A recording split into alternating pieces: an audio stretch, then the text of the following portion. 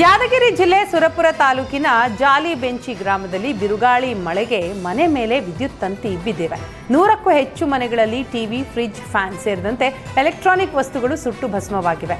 ವಿದ್ಯುತ್ ಶಾರ್ಟ್ ಶಬ್ದಕ್ಕೆ ಜಾಲಿಬೆಂಚಿ ಜನರು ಬೆಚ್ಚಿ ಬಿದ್ದಿದ್ದಾರೆ. ರಾಯಪ್ಪ ಪಲಸಾದಿ ಹಾಗೂ ರಾಜ ಅಹಮದ್ ಎಂಬುವವರಿಗೆ ವಿದ್ಯುತ್ ತಗುಲಿ ಗಾಯಗಳಾಗಿದೆ.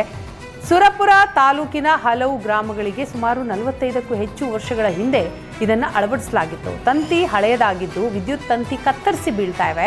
ಜೆಸ್ಕಾಂ ಅಧಿಕಾರಿಗಳು ಎಚ್ಚೆತ್ತು ಸಮಸ್ಯೆ ಬಗೆಹರಿಸಲು ಗ್ರಾಮಸ್ಥರು ಒತ್ತಾಯ ಮಾಡಿದ್ದಾರೆ. ಜೈನ ಧರ್ಮದ ದಕ್ಷಿಣ ಕಾಶಿ ಶ್ರವಣಬೆಳಗೊಳದಲ್ಲಿ ಮಾಂಸ ಮಾರಾಟ ಮಾಡ್ತಾ ಇರೋದಕ್ಕೆ ಶ್ರೀ ಅಭಿನವ ಚಾರುಕೀರ್ತಿ ಭಟ್ಟಾರಕ ಸ್ವಾಮೀಜಿ ಅಸಮಾಧಾನ ಹೊರಹಾಕಿದ್ದಾರೆ. ಜಗತ್ತಿಗೆ ಅಹಿಂಸಾ ತತ್ವ ಸಾರಿದ ಪುಣ್ಯ ಕ್ಷೇತ್ರ ಜೈನ ಕಾಶಿ ಶ್ರವಣಬೆಳಗೊಳಕ್ಕೆ ಪ್ರವೇಶಿಸುವ ಪ್ರಮುಖ ಪ್ರವೇಶ ದ್ವಾರಗಳಲ್ಲೂ ಮಾಂಸದ ಅಂಗಡಿಗಳು ತೆರೆದಿದ್ದು ಯಾತ್ರಾರ್ಥಿಗಳು, ಮುನಿಗಳು, ತ್ಯಾಗಿಗಳು ಬರಲು ಮುಜುಗರದ ವಾತಾವರಣ ಉಂಟಾಗಿದೆ. ಅಹಿಂಸಾ ಮಾರ್ಗ ಸಾರ್ತಾ ಇರುವ ಪುಣ್ಯ ಕ್ಷೇತ್ರದಲ್ಲೇ ನಿತ್ಯ ಹಿಂಸೆ ಆಗ್ತಾ ಇದೆ.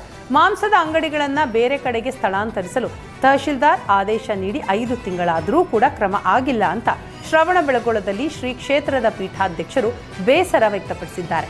ಕ್ರಮ ವಹಿಸದೇ ಇದ್ದರೆ ಹೋರಾಟ ಅನಿವಾರ್ಯವಾಗುತ್ತೆ ಅಂತ ಜಿಲ್ಲಾಡಳಿತಕ್ಕೆ ಸ್ವಾಮೀಜಿ ಎಚ್ಚರಿಕೆ ಕೊಟ್ಟಿದ್ದಾರೆ. ಕೊಪ್ಪಳ ಜಿಲ್ಲೆ ಗಂಗಾವತಿ ತಾಲೂಕಿನ ಆನೆಗೊಂದಿಯಲ್ಲಿ ಪ್ರತ್ಯಕ್ಷವಾಗಿದ್ದ ಚಿರತೆ ಬೋನಿಗೆ ಬಿದ್ದಿದೆ. ಹಲವು ದಿನಗಳಿಂದ ಚಿರತೆ ಕಾಣಿಸ್ಕೊಳ್ತಾ ಇತ್ತು. ಚಿರತೆ ಆತಂಕದಲ್ಲಿದ್ದಂತಹ ಜನತೆ ಸ್ವಲ್ಪ ನಿರಾಳರಾಗಿದ್ದಾರೆ. ಆನೆಗೊಂದಿಯಲ್ಲಿ 3 ದಿನಗಳ ಹಿಂದೆ ಚಿರತೆ ಸೆರೆಗೆ ಬೋನ್ ಇಡಲಾಗಿತ್ತು. ಇವತ್ತು ಚಿರತೆ ಬೋನಿಗೆ ಬಿದ್ದಿದೆ.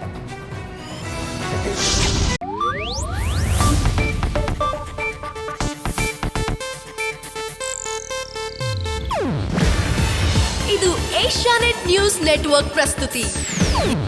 ನೀವು ನೋಡ್ತಿದ್ದೀರಾ ಏಷ್ಯಾನೆಟ್ ಸುವರ್ಣ ನ್ಯೂಸ್.